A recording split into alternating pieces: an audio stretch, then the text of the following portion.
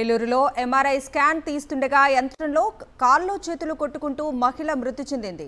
ప్రతికోళ్లలంకకు చెందిన నల్లగచ్చు రామతులసి మంగళవారం ఆమె కుటుంబ సభ్యులు ఏలూరులోని సుస్మిత డయాగ్నోస్టిక్ సెంటర్కు తీసుకొచ్చారు. అక్కడ ఎంఆర్ఐ తీస్తుండగా ఆమె గిలగిలా కొట్టుకుంటూ మృతి చెందారు.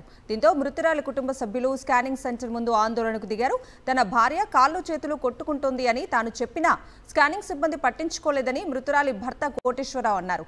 తన భార్యను తన కళ్ల ముందే చంపేశారని కన్నీరు మున్నీరయ్యారు. విషయం తెలుసుకున్న డిఎంహెచ్ఓ కార్యాలయ అధికారిని రత్నకుమారి స్కానింగ్ సెంటర్ను పరిశీలించారు.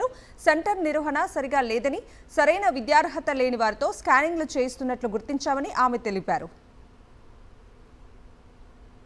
కొంచెం ఒక 10 నిమిషాలు కదులుతుందండి. కదులుతామంటే ఆవిడ లోన్ నుంచి బైక్లో ఆవిడ కదులుతుంది చెప్పానండి. అమ్మ నువ్వు కదలమాకమ్మా కదలమాక అని అన్నానండి.